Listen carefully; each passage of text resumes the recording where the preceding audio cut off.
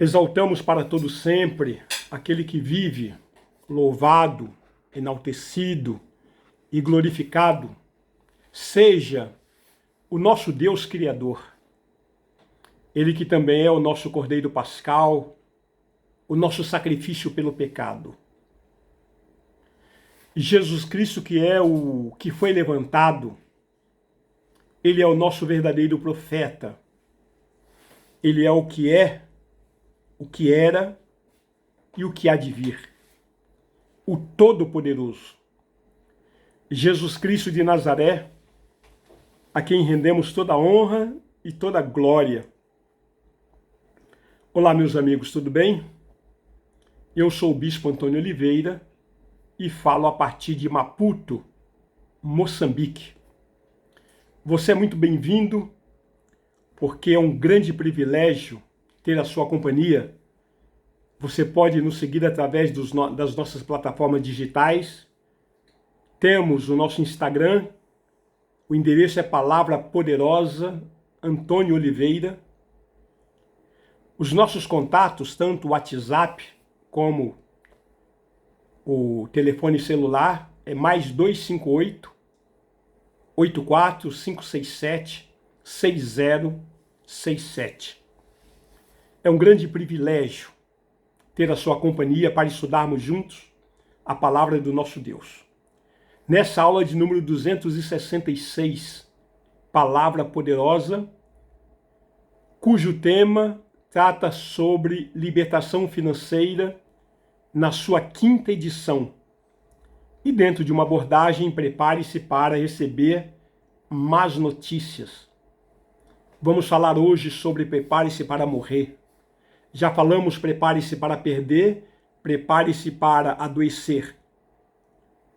Nós vimos nas aulas anteriores que é exatamente por isso que a Bíblia não pode ter sido escrita por homens, e sim pelo autor de toda a criação, que governa sobre tudo e sobre todos. Deus revela que tem coisas melhores para nós do que as coisas desse mundo. E dessa maneira, queridos, ele nos leva a desapegarmos das coisas desse mundo. E também vimos que tudo que nos acontece tem como finalidade única o desapegarmos de tudo o que é visível, de tudo o que é material, de tudo o que é circunstancial por meio de Jesus Cristo. E agora veremos. Dando continuidade, eu quero ler em Filipenses capítulo 3, versículos 7 ao 15, que está escrito: mas o que para mim era lucro, isso considerei perda por causa de Cristo. Sim, deveras considero tudo como perda, por causa da sublimidade do conhecimento de Cristo, Jesus, meu Senhor, por amor do qual perdi todas as coisas e as considero como refúgio para ganhar a Cristo e ser achado nele, não tendo justiça própria que procede de lei, senão a que é mediante a fé em Cristo. A justiça que procede de Deus, baseada na fé, para o conhecer e o poder da sua ressurreição. E a comunhão dos seus sofrimentos, conformando-me com ele na sua morte, para, de algum modo, alcançar a ressurreição dentre os mortos. Não que eu tenha já recebido, ou tenha já obtido a perfeição, mas prossigo para conquistar aquilo para que também fui conquistado por Cristo Jesus. Irmãos, quanto a mim, não julgo havê-lo alcançado, mas uma coisa faço, esquecendo-me das coisas que para trás ficam e avançando para as que diante de mim estão, prossigo para o alvo, para o prêmio da soberana vocação de Deus em Cristo Jesus. Todos, pois,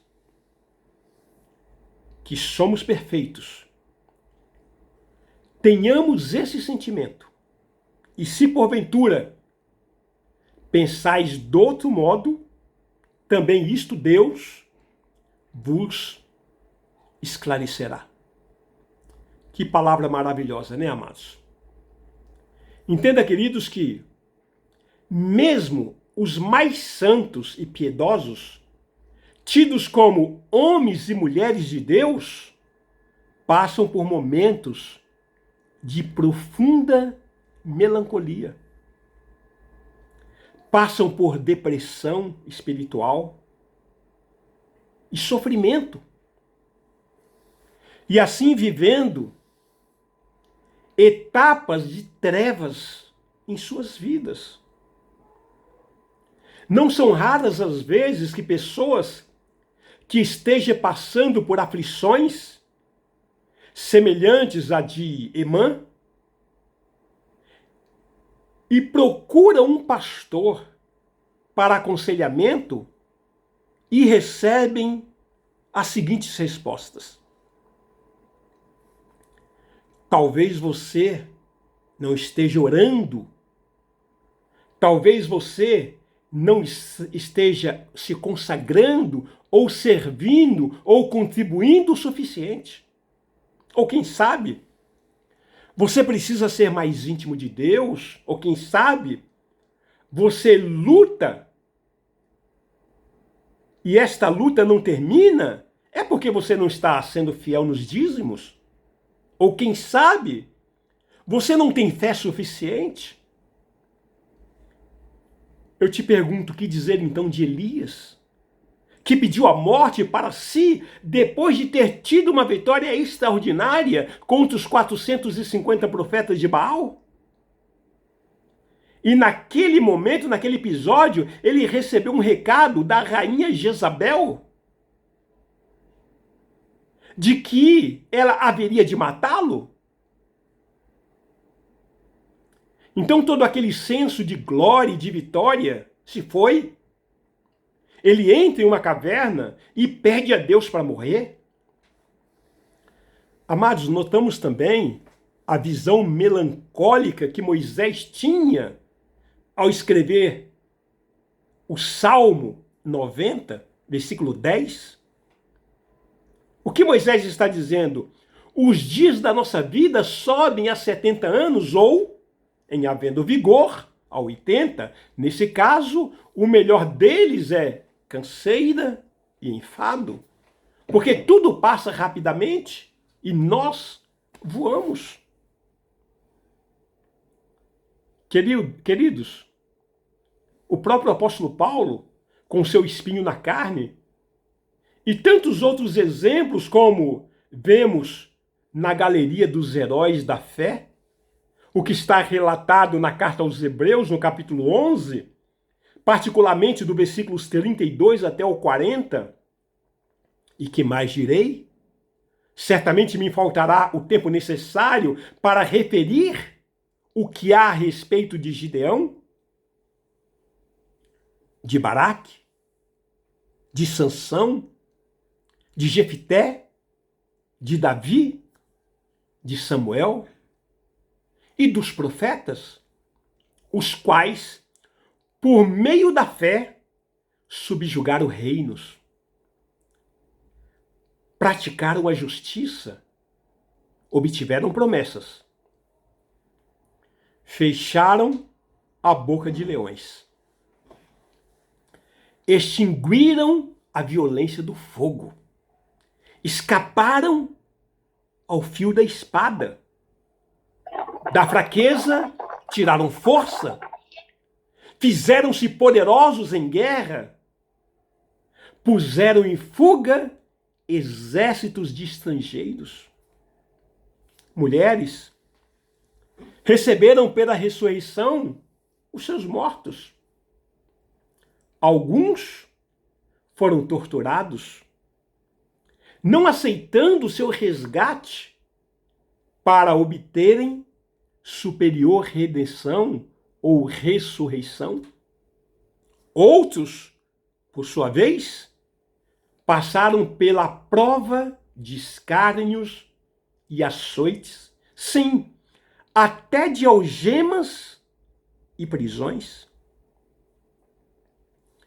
Foram apedrejados, provados, cerrados pelo meio, mortos a fio de espada.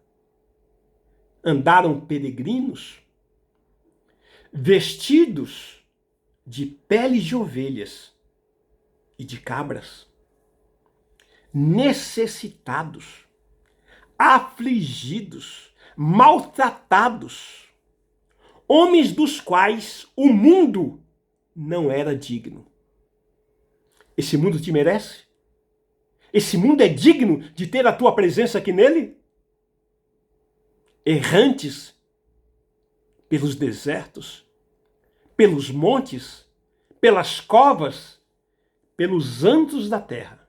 Ora, todos esses que obtiveram bom testemunho por sua fé, não obtiveram, contudo, a concretização da promessa. Por haver Deus provido coisa superior a nosso respeito. Olha a igreja. Olha o que Deus preparou para nós, para que eles, sem nós, não fossem aperfeiçoados. Amados, prosseguindo, há muitas e variadas causas e ocasiões que são usadas para produzir isto. Pode ser uma doença degenerativa, filhos problemáticos, filhos doentes, um casamento falido, privação profissional, privação financeira, processo na justiça, ou quem sabe, calúnias, injúrias, perseguições e tantas outras. São centenas de razões, amados. Aflições das mais variadas. Os crentes não estão livres ou imunes a nenhuma dessas coisas. Agora a questão analítica é por que Deus? Por que então Deus faz isso? Por que Deus permite essas coisas?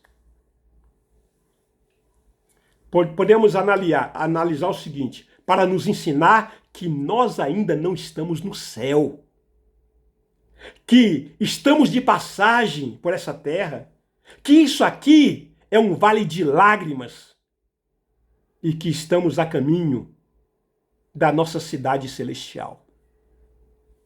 Outro motivo podemos elencar: Deus quer nos mostrar o quão frágil nós somos e quanto ainda dependemos dele e precisamos dele. O sofrimento faz isso, queridos. Outra coisa, Deus quer nos ensinar a orar. O sofrimento nos ensina a ter compaixão dos que sofrem. De que maneira nós podemos ajudá-los? Paramos por aqui. E na próxima aula, prosseguiremos a partir desse ponto. Eu creio que o Espírito Santo de Deus está formatando, está falando. Aproveite e glorifique ao Senhor Jesus por isso. Até a próxima, em nome de Jesus.